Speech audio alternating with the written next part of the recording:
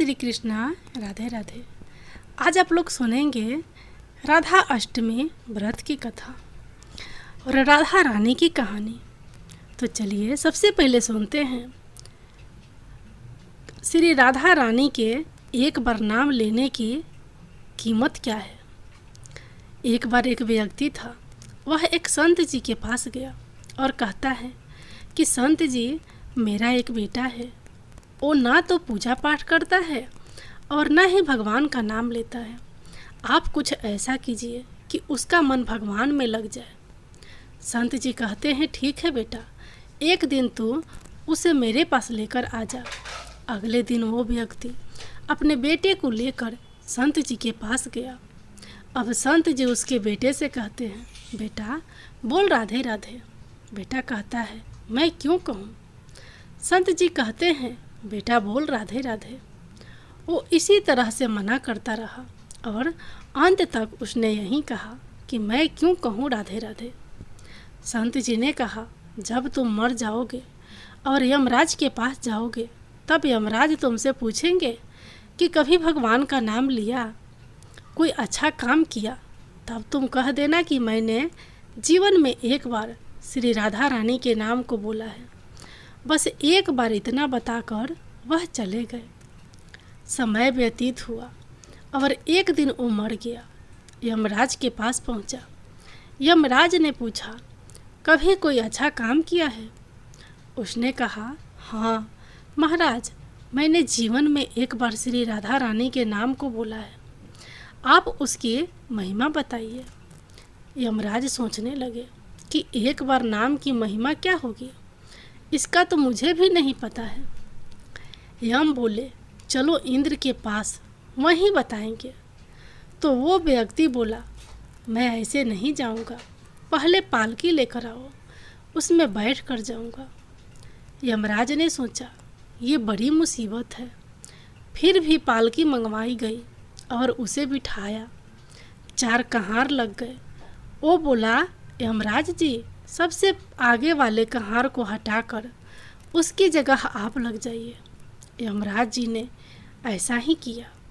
फिर सब मिलकर इंद्र के पास पहुँचे और बोले कि एक बार श्री राधा रानी के नाम लेने की महिमा क्या है।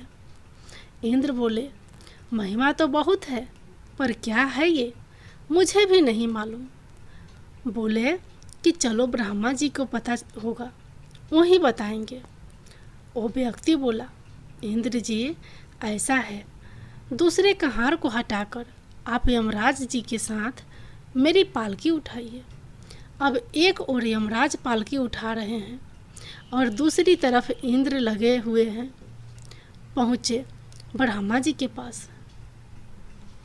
ब्रह्मा जी ने सोचा कि ऐसा कौन सा प्राणी ब्रह्म लोक में आ रहा है जो स्वयं इंद्र और यमराज पालकी उठा कर ला रहे हैं। ब्रह्मा के पास पहुँचे। सभी ने पूछा कि एक बार श्री राधा रानी के नाम लेने की महिमा क्या है। ब्रह्मा जी बोले, महिमा तो बहुत है, पर वास्तविकता क्या है कि ये मुझे भी नहीं पता, लेकिन हाँ, भगवान शिव जी को जरूर पता होगा। वो व्यक्ति बोला कि तीसरे कहार को हटाइए और उसकी जगह ब्रह्मा जी आप लग जाइए। अब क्या करते, महिमा तो जाननी थी। अब पालकी के एक ओर यमराज, दूसरी तरफ इंद्र और पीछे ब्रह्मा जी हैं। सब मिलकर भगवान शिव जी के पास गए और भगवान शिव से पूछा कि प्रभु, श्री राधा रानी के नाम की महिमा क्या है। केवल एक बार नाम लेने की महिमा आप कृपया करके बताइए। भगवान शिव बोले कि मुझे भी नहीं पता, लेकिन भगवान विष्णु जी को जरूर पता होगी। वो व्यक्ति शिव जी से बोला कि अब आप भी पालकी उठाने में लग जाइए। इस प्रकार ब्रह्मा, शिव, यमराज और इंद्र चारों उस व्यक्ति की पालकी उठाने में लग गए और विष्णु जी के लोक पहुँचे। विष्णु जी से पूछा कि एक बार श्री राधा रानी के नाम लेने की महिमा क्या है। विष्णु जी बोले, अरे जिसकी पालकी को स्वयं मृत्यु का राजा यमराज स्वर्ग का राजा इंद्र, ब्रह्मलोक के राजा ब्रह्मा और साक्षात भगवान शिव उठा रहे हो, इससे बड़ी महिमा क्या होगी। जब सिर्फ एक बार श्री राधा रानी नाम लेने के कारण आपने इनको पालकी में उठा ही लिया है, तो अब ये मेरी गोद में बैठने का अधिकारी हो गया है। भगवान श्री कृष्ण ने स्वयं कहा है कि जो केवल रा बोलते हैं तो मैं सब काम छोड़कर खड़ा हो जाता हूँ, और जैसे ही कोई धा शब्द का उच्चारण करता है तो मैं उसकी ओर दौड़ लगाकर उसे अपनी गोद में भर लेता हूँ। अब आप लोग सुनिए प्रेम से बोलो राधा अष्टमी के दिन राधे सुने जाने वाली राधा अष्टमी व्रत कथा। राधा जी की जन्म कथा श्री कृष्ण के साथ उनके प्रेम कहानी की तरह ही बड़ी रोचक है। तो चलिए सुनते हैं राधा अष्टमी व्रत की कथा। प्राचीन काल की बात है, जब धरती पर राक्षसों का अत्याचार बढ़ गया था और धार्मिकता का पतन हो रहा था। इस समय भगवान श्री कृष्ण ने अवतार लिया था, लेकिन उनके साथ ही राधा जी की उपस्थिति भी आवश्यक थी, जो उनके प्रेम और भक्ति का आदर्श उदाहरण थी। राधा जी का जन्म यदु वंश में हुआ था। उनके माता पिता राजा वृषभानु और रानी कृति बहुत ही धर्मपरायण और धार्मिक व्यक्तित्व के मालिक थे। राधा जी के जन्म के समय एक अद्वितीय चमत्कार हुआ। जैसे ही राधा जी ने जन्म लिया, उनके आसपास एक दिव्य प्रकाश फैल गया। इस दिव्य प्रकाश ने धरती को राक्षसों और पापों से मुक्त करने का संकेत दिया।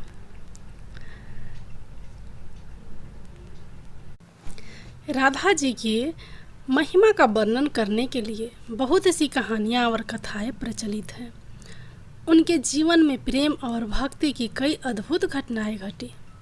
वे भगवान श्री कृष्ण की प्रिय सखी थी और उनकी भक्ति की गहराई ने सभी भक्तों को मंत्रमुग्ध कर दिया। राधा जी के प्रेम और भक्ति ने श्री कृष्ण को भी प्रेरित किया। राधा जी ने हमेशा कृष्ण के साथ गहराई से जुड़े रहने और उनकी सेवा करने का प्रयास किया। उनका प्रेम सच्चे भक्त का उदाहरण है और इस प्रेम को लेकर कई अद्भुत कथाएं प्रचलित हैं। राधा माता श्री कृष्ण के साथ गोलोक में निवास करती थी। एक बार भगवान श्री कृष्ण को गोलोक में राधा नजर नहीं आई और कुछ समय बाद वे अपनी सखी बिरजा के साथ घूमने चले गए। जब राधा को इस बात का पता चला तो वे अत्यंत क्रोधित हो गई और तुरंत कृष्ण के पास पहुंची। वहां उन्होंने श्री कृष्ण को कठोर शब्दों में उलाहना दी। राधा का यह आचरण श्री कृष्ण के प्रिय मित्र श्रीदामा को अच्छा नहीं लगा। बिना किसी विचार के श्रीदामा ने राधा को श्राप दे दिया कि वे पृथ्वी पर जन्म लेगी।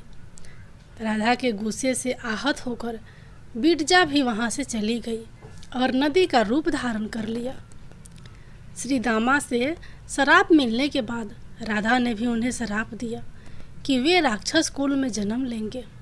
इसी श्राप के परिणाम स्वरूप श्रीदामा का जन्म शंखचूड़ दानव के रूप में हुआ, जो आगे चलकर भगवान विष्णु का महान भक्त बना। दूसरी ओर राधा ने पृथ्वी पर वृषभानु जी के घर पुत्री के रूप में अवतार लिया।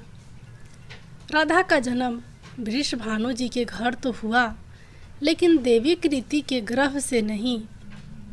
जब राधा और श्रीदामा ने एक दूसरे को श्राप दिया, तब भगवान श्री कृष्ण ने कहा था कि राधा को वृषभानु और देवी कृति की पुत्री बनकर पृथ्वी पर रहना होगा। मनुष्य योनि में आपके विवाह का संबंध एक वैश्य से होगा, जो मेरे ही अंश का अवतार होगा। इस प्रकार आप पृथ्वी पर भी मेरी ही संगिनी रहेंगी, लेकिन हमें पृथ्वी पर अलग होने का दुख सहना होगा। इसके बाद भगवान श्री कृष्ण ने राधा से कहा कि आप मनुष्य योनि में जन्म लेने की तैयारी करें। संसार के सामने वृषभानु जी की पत्नी गर्भवती हुई और जिस प्रकार एक शिशु का जन्म होता है उसी प्रकार देवी कृति का भी प्रसव हुआ। हालांकि वास्तव में राधा का जन्म उनके गर्भ से नहीं हुआ था। भगवान की माया से उनके गर्भ में वायु आ गई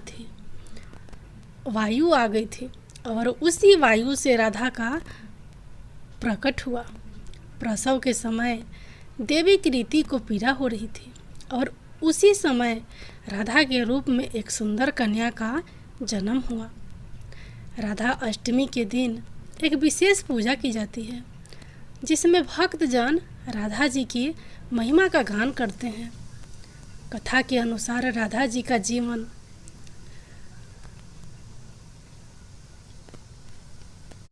पूर्णतः और भक्ति का आदर्श उदाहरण है। एक बार जब श्री कृष्ण ने राधा जी से पूछा कि उनकी भक्ति का रहस्य क्या है, तो राधा जी ने उत्तर दिया कि उनकी भक्ति में केवल प्रेम और समर्पण है।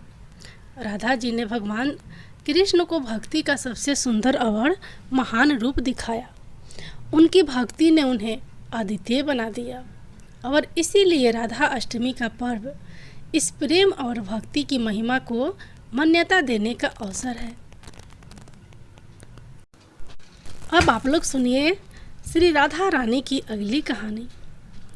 यह कहानी है बरसना की, जहाँ राजेश्वरी श्री राधा रानी जी का जन्म हुआ था। बरसना में श्री राधा जी का एक मंदिर है जिनके पास एक सेठ जी रहा करते थे। सेठ जी बहुत ही संपन्न थे। उनके पास सब कुछ था, आलीशान दुकान, भव्य भवन, 3 बेटे और 3 बहुएं थी। सेठ जी यूं तो हर तरीके से साधन संपन्न थे, लेकिन फिर भी उनके मन में बड़ा दुख था। उन्हें हमेशा लगता था कि काश उनकी एक पुत्री भी होती। उन्हें लगता था अगर उनके एक पुत्री होती तो वे अपने मन की सारी बात अपनी पुत्री को बताते और पुत्री को बहुत दुलार करते। कुछ समय पहले सेठ जी की पत्नी का देहांत हो गया, इसलिए सेठ जी बहुत अकेलापन महसूस करते थे। सेठ जी हमेशा अपने घर के पास स्थिर मंदिर में श्री राधा जी के दर्शन करने जाया करते थे। एक दिन जब सेठ जी मंदिर में श्री राधा जी के दर्शन करने गए, उस दिन मंदिर में एक संत पधारे थे। सेठ जी को कुछ उदास देख संत ने सेठ जी से पूछा, उदास क्यों हो बेटा? सेठ जी बोले, महाराज मेरे कोई बेटी नहीं है, इसलिए मैं उदास हूँ। संत मुस्कुराए और बोले, यदि जीवन में किसी का अभाव है तो उसकी जगह भगवान को बिठा लेना चाहिए। सेठ जी बोले, महाराज मेरे तो कोई बेटी नहीं है, तो मुझे क्या करना चाहिए? संत बोले, अरे सेठ, जब तुम्हें बरसाने का वास मिला है तो तुम बरसाने की बेटी श्री राधा जी को ही अपनी बेटी क्यों नहीं मान लेते? संत की यह बात सेठ जी को बहुत पसंद आई। उसी दिन सेठ जी ने श्री राधा जी का एक बड़ा चित्र मंगवाया और उसे अपने कमरे में लगा लिया। अब तो सेठ जी का जीवन ही बदल गया। वे उठते बैठते सोते जागते श्री राधा जी को अपनी बेटी मानकर उनसे बातें करने लगे। उन्हें अपने पुत्री को हर बात बताने में बहुत आनंद आता था। सेठ जी की राधा जी में ऐसी लगन लगी कि जब भी वे दुकान जाते तो श्री राधा रानी को भोग लगाकर प्रसाद पाकर ही जाते थे। शाम को लौटते तो राधा जी को प्रणाम करते, उनसे बातें करते और भोग लगाकर फिर प्रसाद ग्रहण करते और हर समय श्री राधे संकीर्तन किया करते थे और हर समय प्रसन्नचित्त रहा करते थे। जब भी सेठ जी से कोई उनका परिचय पूछता तो सेठ जी कहते, 3 बहुए बेटे हैं, घर में सुख सुविधा है, पूरी संपत्ति भरी भवन में रहती नहीं, कोई मजबूरी कृष्ण कृपा से जीवन पथ में आती ना, ना कोई बाधा, मैं बड़भागी पिता हूँ, मेरी बेटी है श्री राधा। एक दिन सेठ जी के घर में चूड़ी पहनाने वाली मनिहारिन आई। तीनों बहुओं ने बारी बारी से जाकर मनिहारिन से चूड़ी पहन ली। श्री राधा जी को लगा कि आज हमारे पिता के घर में चूड़ी पहनाने वाली आई है, तो मैं भी जाकर चूड़ियाँ पहन लेती हूँ। जैसे ही तीनों बहुएं चूड़ियाँ पहनकर गई, श्री राधा जी प्रकट हो गई। मनिहारिन ने जब राधा जी का स्वरूप देखा तो वह उन्हें देखते ही रह गई। राधा जी बोली, मुझे भी चूड़ी पहनाओ। मनिहारिन ने समझा इनके घर में कोई मेहमान आया होगा। यह सोचकर मनिहारिन ने राधा जी को भी चूड़ियाँ पहना दी। श्री राधा जी चूड़ियाँ पहनकर एक ओट में जाकर अंतर्धान हो गई। सभी को चूड़ियाँ पहनाकर मनिहारिन हमेशा की तरह चूड़ियों का पैसा लेने सेठ जी की दुकान पर चली गई। मनिहारिन को देखते ही सेठ जी बोले, घर पर चूड़ियाँ पहनाने गई थी, यह लो तुम्हारे पैसे। सेठ जी ने मनिहारिन को हर बार के जितने ही पैसे दिए। मनिहारिन बोली, सेठ जी इस बार मैं ज़्यादा पैसे लूँगी। मैंने आपके घर में 3 जनों को नहीं बल्कि 4 जनों की चूड़ियाँ पहनाई हैं। सेठ जी बोले, हमारे घर में 3 बहुओं के अलावा चौथी तो कोई नहीं है, नहीं चूड़ी पहनाने वाली। मनिहारिन बोली, यह मैं नहीं जानती, लेकिन मैंने तो चूड़ी 4 को पहनाई है। सेठ जी बोले कि बाकी के पैसे मैं पहले घर में पता करूँगा, उसके बाद दूँगा। मनिहारिन बोली, ठीक है सेठ जी, घर में पता कर लीजिएगा। मनिहारिन बोली, सेठ जी आप घर में पता कर लीजिएगा। यह कहकर मनिहारिन चली गई। शाम को सेठ जी घर पर पहुँचे। उन्होंने घर में मनिहारिन के बारे में पूछा। उनकी बहुओं ने कहा कि केवल हम तीनों ने ही चूड़ियाँ पहनी थी। सेठ जी बोले, मैं भी कहूँ कि चौथा तो कोई है ही नहीं हमारे घर में जो चूड़ियाँ पहने।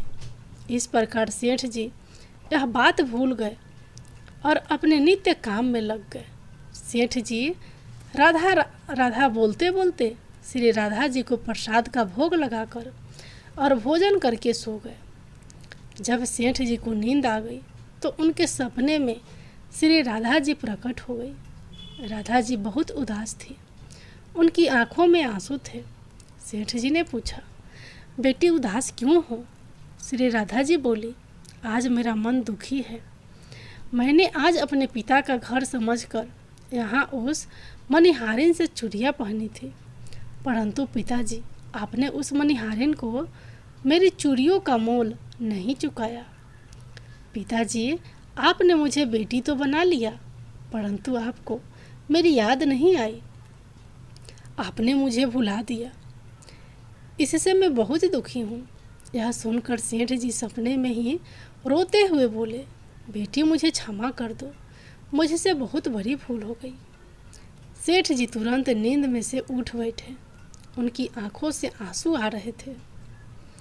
सेठ जी ने तुरंत तिजोरी में से पैसे निकाले और मनिहारिन के घर की तरफ चल दिए। सेठ जी ने मनिहारिन के घर का दरवाज़ा खटखटाया। मनिहारिन ने दरवाज़ा खोला। सेठ जी आप इतनी रात को? सेठ जी को अपने घर पर देखकर मनिहारिन चौंक गई। सेठ जी ने नेत्रों में आंसू भरे थे। सेठ जी बोले, तुम्हारे जैसा भरभागी कोई नहीं है, तुम्हारे जैसा बड़भागी कोई नहीं है। मनिहारिन बोली, सेठ जी क्या हुआ? सेठ जी बोले, मैंने राधा जी को अपनी बेटी बनाया, परंतु मैंने उन्हें कभी अपने नेत्रों से नहीं देखा, लेकिन तुमने आज उन्हीं राधा जी को अपने हाथों से चूड़ियाँ पहनाई है।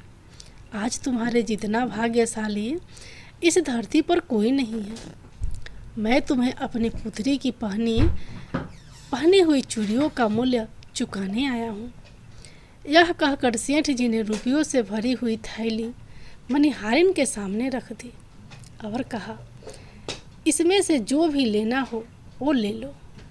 जब मनिहारिन ने सुना कि स्वयं राधा जी उससे चूड़ियाँ पहनने आई थी तो उसकी आंखों से भी आंसू की धारा बहने के लिए। मनिहारिन बोली, सेठ जी, मैं राधा रानी की चूड़ियों के पैसे आपसे कैसे ले सकती हूँ? राधा रानी तो इस बरसाने की बिटिया है और मैं बिटिया की चूड़ी के पैसे आपसे ना लूँगी। परंतु सेठ जी नहीं माने। सेठ जी ने रुपयों से भरी हुई थैली मनिहारिन के घर पर रखी और वहाँ से सीधे श्री राधा जी के मंदिर चले गए। उस दिन के बाद सेठ जी ने सब कुछ छोड़कर संन्यास ले लिया और अपना शेष जीवन राधा जी के मंदिर में राधा जी की भक्ति करते करते बिता दिया। जय श्री राधे राधे। अब आप लोग सुनिए बरसाने की एक संत की कथा। एक संत बरसना में रहते थे और हर रोज़ सुबह उठकर यमुना जी में स्नान करके राधा जी के दर्शन करने जाया करते थे। यह नियम हर रोज़ का था। जब तक राधा रानी के दर्शन नहीं कर लेते थे तब तक जल भी ग्रहण नहीं करते थे। दर्शन करते करते तकरीबन उनकी उम्र 80 वर्ष की हो गई। आज सुबह उठकर रोज़ की तरह उठे और यमुना में स्नान किया और राधा रानी के दर्शन को चले गए। मंदिर के पट खुले और राधा रानी के दर्शन करने लगे। दर्शन करते करते संत के मन में भाव आया कि मुझे राधा रानी के दर्शन करते करते आज 80 वर्ष हो गए, लेकिन मैंने आज तक राधा रानी को कोई भी वस्त्र नहीं चढ़ाया। लोग राधा रानी के लिए कोई नारियल लाता है, कोई चुनरिया लाता है, कोई चूड़ी लाता है, कोई बिंदी लाता है, कोई साड़ी लाता है, कोई लहंगा चुनरिया लाता है, लेकिन मैंने तो आज तक कुछ भी नहीं चढ़ाया है। यह विचार संत जी के मन में आया कि जब सभी मेरी राधा रानी के लिए कुछ न कुछ लाते हैं तो मैं भी अपनी राधा रानी के लिए कुछ न कुछ लेकर जाऊं। ज़रूर आऊँगा, लेकिन क्या लाऊं जिससे मेरी राधा रानी खुश हो जाए। तो संत जी यह सोचकर अपनी कुटिया में आ गए। सारी रात सोचते सोचते सुबह हो गई। उठकर स्नान किया और आज अपनी कुटिया में ही राधा रानी के दर्शन पूजन किए। दर्शन के बाद मार्केट में जाकर सबसे सुंदर वाला लहंगा चुनरिया का कपड़ा लाए और अपनी कुटिया में आकर के अपने ही हाथों से लहंगा चुनरिया को सीला और सुंदर से सुंदर उस लहंगा चुनरिया में गोटा लगाए। जब पूरी तरह से लहंगा चुनरिया को तैयार कर लिया तो मन में सोचा कि इस लहंगा चुनरिया को अपनी राधा रानी को पहनाऊंगा तो बहुत ही सुंदर मेरी राधा रानी लगेगी। यह सोच करके आज संत जी उस लहंगा चुनरिया को लेकर राधा रानी के मंदिर को चले। मंदिर की सीढ़ियाँ चढ़ने लगे और अपने मन में सोच रहे हैं, आज मेरे हाथों के बनाए हुए लहंगा चुनरिया राधा रानी को पहनाऊंगा तो मेरी लाडली खूब सुंदर लगेगी। यह सोच कर जा रहे हैं, इतने में एक बरसना की लड़की लाली आई और बाबा से कहती है, बाबा आज बहुत ही खुश हो, क्या बात है बाबा बताओ ना। तो बाबा ने कहा कि लाली आज मैं बहुत खुश हूँ। आज मैं अपने हाथों से राधा रानी के लिए लहंगा चुनरिया बनाया है। इस लहंगा चुनरिया को राधा रानी जी को पहनाऊंगा और मेरी राधा रानी बहुत सुंदर दिखेगी। उस लाली ने कहा, बाबा मुझे भी दिखाओ ना, आपने लहंगा चुनरिया कैसी बनाई है। लहंगा चुनरिया को देखकर वो लड़की बोली, अरे बाबा राधा रानी के पास तो बहुत सारी पोशाक है, तो ये मुझे दे दो ना। तो महात्मा बोले कि बेटी तुमको मैं दूसरी बाजार से दिलवा दूंगा, ये तो मैं अपने हाथों से बनाकर राधा रानी के लिए लेकर जा रहा हूँ, तुमको और कोई दूसरा दिलवा दूंगा। लेकिन उस छोटी सी बालिका ने उस महात्मा का दुपट्टा पकड़ लिया, बाबा ये मुझे दे दो। पर संत भी जिद करने लगे कि दूसरी दिलवा दूंगा, ये नहीं दूंगा। लेकिन वो बच्ची इतनी तेज थी कि संत के हाथ से छुरा लहंगा चुनरिया को छीन कर भाग गई। अब तो बाबा को बहुत ही दुख लगा कि मैंने आज तक राधा रानी को कुछ नहीं चढ़ाया, लेकिन जब लेकर आया तो लाली लेकर भाग गई। मेरा तो जीवन ही खराब है, अब क्या करूँगा। यह सोचकर संत उसी सीढ़ियों में बैठ करके रोने लगे। इतने में कुछ संत वहाँ आए और पूछा, क्या बात है बाबा, आप क्यों रो रहे हैं? तो बाबा ने उन संतों को पूरी बात बताई। संतों ने बाबा को समझाया और कहा कि आप दुखी मत हो, कल दूसरी लहंगा चुनरिया बना के राधा रानी को पहना देना। चलो राधा रानी के दर्शन कर लेते हैं। इस प्रकार संतों ने बाबा को समझाया और राधा रानी के दर्शन को लेकर चले गए। रोना तो बंद हुआ, लेकिन मन खराब था, क्योंकि कामना पूरी नहीं हुई ना। तो अनमने मन से राधा रानी के दर्शन करने संत जा रहे थे और मन ही मन सोच रहे हैं कि मुझे लगता है कि किशोरी जी की इच्छा नहीं थी, शायद राधा रानी मेरे हाथों से बनी पोशाक पहनना ही नहीं चाहती थी। ऐसा सोचकर बड़े दुखी होकर जा रहे हैं। मंदिर आकर राधा रानी के पट खुलने का इंतजार करने लगे। थोड़े ही देर बाद मंदिर के पट खुले तो संतों ने कहा, बाबा देखो तो आज हमारी राधा रानी बहुत ही सुंदर लग रही है। संतों की बात सुन करके जैसे ही बाबा ने अपना सिर उठा करके देखा तो जो लहंगा चुनरिया बाबा ने अपने हाथों से बनाकर लाए थे वही आज राधा रानी ने पहना था। बाबा बहुत ही खुश हो गए और राधा रानी से कहा, हे राधा रानी, आपको इतना भी सब्र नहीं रहा, आप मेरे हाथों से मंदिर की सीढ़ियों से ही लेकर भाग गई, ऐसा क्यों? श्री राधा रानी ने कहा कि बाबा आपके भाव को देखकर मुझे से रहा नहीं गया, और ये केवल पोशाक नहीं है, इसमें आपका प्रेम है, इसलिए तो मैं खुद ही आकर के आपसे लहंगा चुनरिया छीनकर भाग गई थी। इतना सुन कर के बाबा भाव विभोर हो गए और बाबा ने उसी समय किशोरी जी का धन्यवाद किया। जय श्री राधे राधे।